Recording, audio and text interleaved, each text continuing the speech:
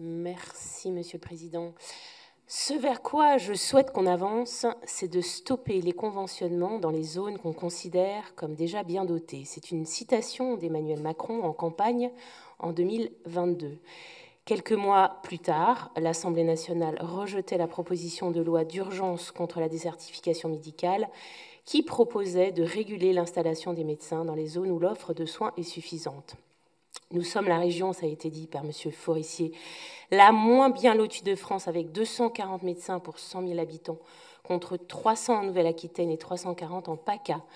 Les besoins en région n'ont jamais été aussi grands et cette proposition de loi, rejetée par la majorité au gouvernement, nous aurait largement bénéficié.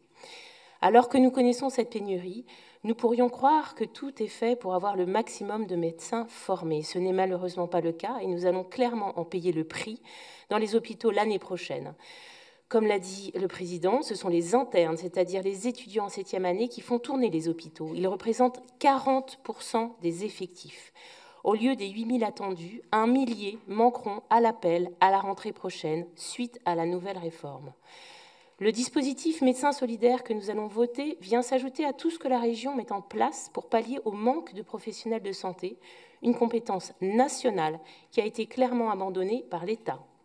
Aujourd'hui, à l'instar des pays du tiers-monde, nous sommes tributaires d'une ONG de solidarité nationale.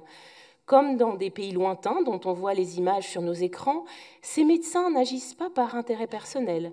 Ou qu'ils pratiquent, ils sont assurés d'avoir une patientèle. Mais dans ces territoires où il n'y a plus d'accès aux soins, ces bénévoles viennent faire preuve de solidarité en se mettant au service de l'intérêt général.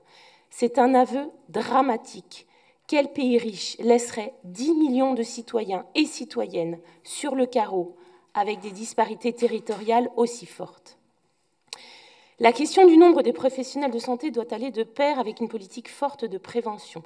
Celle-ci s'adresse en général aux habitants afin de les responsabiliser. Pourtant, malgré les levées de boucliers des lobbyistes d'Arkema ou de Solvay, c'est bien contre la source des pollutions qu'il faut lutter. Quel pays laisserait des gens se servir d'ustensiles de cuisine qui présentent un risque grave et avéré pour la santé ? Imaginez-vous qu'on conseille à une mère de ne pas donner son lait maternel à son nouveau-né car elle va l'empoisonner. Imaginez-vous des polluants qui ont une durée de vie supérieure à 40 ans, qu'on laisse des entreprises garnir nos poêles, nos manteaux, nos moquettes, nos cosmétiques et même nos lentilles de contact. Je parle bien entendu des PFAS, ces polluants éternels responsables de diabète, cancer, obésité, infertilité, troubles du comportement et malformations, etc. Les scandales se succèdent sur l'eau que nous buvons, sur les matériaux avec lesquels nous travaillons, sur les aliments que nous cultivons et que nous mangeons. Pas plus tard que lundi, nous avons appris que la métropole d'Orléans avait fermé son point de captage d'eau potable de ces mois, tandis qu'à Chinon, suite aux inondations, les habitants n'ont pas pu boire de l'eau du point de captage restant, car celui-ci était plein de nitrates. Notre groupe salue donc la proposition de loi portée par les écologistes et notamment par le député de Tours Charles Fournier, qui a été votée à l'unanimité à l'Assemblée nationale. Le gouvernement, depuis, a promis un plan d'action qu'on espère à la hauteur de la situation, sans trop y croire, vu les reculs tout au long des 2 mandats du président Macron. Pour finir, j'aimerais, au nom de mon groupe, rendre un hommage appuyé à tous les professionnels de santé qui œuvrent à Gaza, sous les bombes, la peur au ventre, dans un dénuement total de médicaments, d'électricité, d'eau et de nourriture. Le 2 avril dernier, nous avons tous été choqués d'apprendre la mort de 7 travailleurs humanitaires.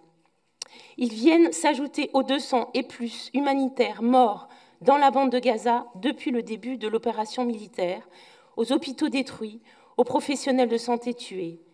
Les images de bébés mourant de faim dans des hôpitaux ravagés par les bombes sont insupportables et un déni du droit fondamental à la santé, ce droit inscrit dans la Déclaration universelle des droits de l'homme. Chers collègues, les déserts médicaux démontrent, une fois de plus, que la somme des intérêts particuliers ne fait pas l'intérêt général. Ce qui fait société, c'est la solidarité entre ses membres. Notre majorité régionale a la fierté d'agir jour après jour, session après session, pour garantir le droit à se soigner et vivre en bonne santé. C'est pourquoi nous voterons ce rapport. Merci.